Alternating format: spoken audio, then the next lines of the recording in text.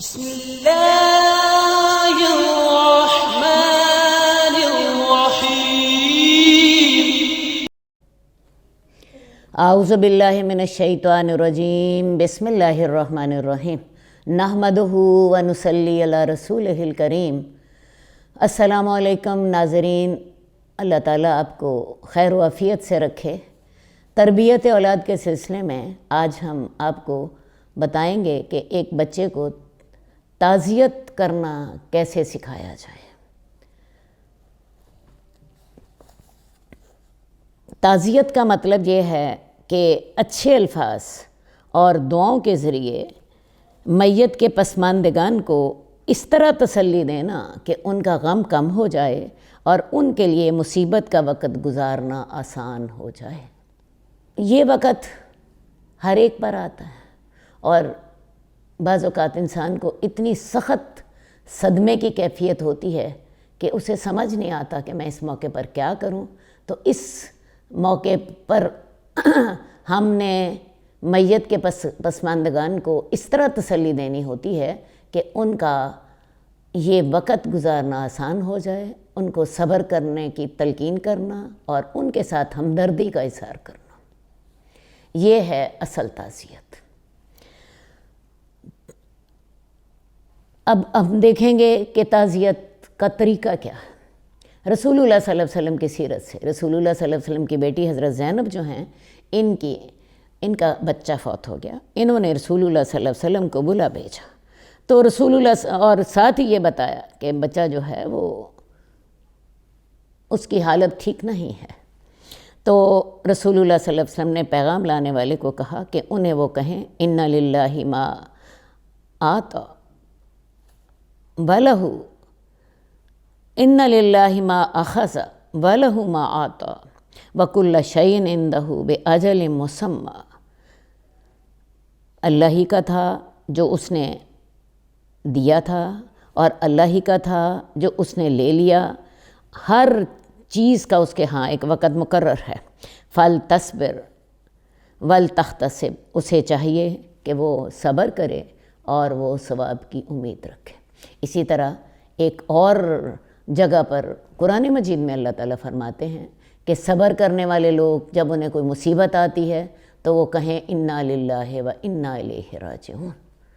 ہم لوگ عام طور پر سمجھتے ہیں کہ شاید یہ الفاظ صرف وفات کے موقع کے لیے ہیں، ایسی بات نہیں ہے۔ یہ الفاظ جب بھی کبھی کوئی بھی آپ کو شوق پہنچے، کوئی بھی صدمہ ہو جائے، کوئی کاروبار میں زیادہ خرابی ہو گئی ہے، کوئی نعوذ باللہ کوئی طلاق کا معاملہ ہو گیا ہے، کوئی معاملے آپ کے خراب ہو گئے ہیں، کوئی بھی ایسا وقت جہاں پہ آپ کو زیادہ مشکل پیش آ رہی ہو، اس وقت یہ الفاظ ادا کریں۔ انشاءاللہ تعالیٰ اللہ تعالیٰ آپ کو بھی سکون دیں گے اور آپ کے معاملات بھی درست کریں گے، صبر کا ثواب بھی آپ پائیں گے۔ اور اس موقع پر یہ بات ضرور یاد رکھیں کہ اس موقع پر صبر کرنا اللہ تعالیٰ کو بہت پسند ہے۔ حدیث میں آتا ہے کہ اللہ کے نبی نے بتایا، ایک قدسی حدیث میں ہے، ایک حدیث قدسی ہے کہ اللہ تعالیٰ فرماتے ہیں یا ابن آدم صبرت واحتسبت فلن ارض لک ثوابا دون الجنہ۔ اے آدم کے بیٹے، تو نے صبر کیا، تو نے ثواب کی امید رکھی، تو میں تیرے لیے جنت سے کم ثواب پہ راضی نہیں ہوتا۔ سبحان اللہ۔ انسان جب اللہ کی خاطر صبر کرتا ہے تو اللہ تعالیٰ اس کو جنت سے کم ثواب دینے پہ مطمئن نہیں ہوتے، راضی نہیں ہوتے۔ تو لہٰذا یہ ثواب ضرور لیجئے، اس کے ساتھ آپ کو وہ وقت گزارنا آسان ہو جائے گا۔ اور تعزیت کرنے والوں کا یہی کام ہے کہ وہ میت کے پسماندگان کو حوصلہ دیں، ان کے لیے وہ وقت گزارنا آسان کر دیں۔ میت کے گھر والوں کے لیے کھانے کا انتظام کیا جائے، کیونکہ ان کو ایک ایسی مشکل پیش آئی ہے جو کہ ان کو اس سے میت کے گھر والوں کے لیے کھانے کا انتظام کیا جائے، کیونکہ وہ اس وقت اپنے صدمے کی وجہ سے اس پوزیشن میں نہیں ہیں کہ وہ اپنے کھانے کا انتظام کر سکیں۔ رسول اللہ صلی اللہ علیہ وآلہ وسلم نے جب حضرت جعفر طیار جو کہ حضرت علی کے بھائی تھے، ان کی شہادت کی خبر دی تو ساتھ ہی آپ نے یہ بھی حکم دیا ان کے لیے کھانے کا انتظام کرو، کیونکہ یہ لوگ اب اس پوزیشن میں نہیں ہیں۔ یہ کھانا ارد گرد کے لوگ جیسے ہمسائے ہیں یا جیسے قریبی رشتہ دار ہیں وہ انتظام کریں، ایسا نہ ہو کہ وہ آپ اپنی بہو کے میکے والوں پر یہ والا بوجھ ڈال دیں، کیونکہ ہمارے ہاں یہ عام طور پہ رواج ہے کہ جو گھر کی بہویں ہوتی ہیں ان کے میکے والے پابند ہوتے ہیں کہ ان موقعوں پہ یہ کھانا دیں، یہ ان پر زیادتی ہے۔ اس کے علاوہ یہ کھانا میت کے گھر والوں کے لیے ہونا چاہیے یا ان لوگوں کے لیے جو باہر سے آئے ہیں، مثلاً کوئی سفر کر کے آئے ہیں دور سے، جو مقامی لوگ ہیں ان کے لیے یہ کھانا کھانا منع ہے، بلکہ میں کہوں گی کہ ان کے لیے یہ کھانا حرام ہے۔ اور اس کی بنیاد ابن جریر کی حدیث ہے، وہ کہتے ہیں کہ ہم میت کے اہل و عیال کے ہاں اکٹھے ہونے اور وہاں کھانا کھانے کو نوحے میں شمار کرتے تھے۔ یہ کھانا صرف میت کے گھر والوں کے لیے یا جو لوگ باہر سے آئے ہیں ان کے لیے ہونا چاہیے۔ اس کے علاوہ تعزیت میں یہ بھی شامل ہے کہ میت کی تعریف کی جائے، میت کی برائی نہ کی جائے، کیونکہ ہمارے دین نے یہ ہمیں سکھایا ہے جو فوت ہو گیا وہ اپنے انجام کو پہنچ گیا۔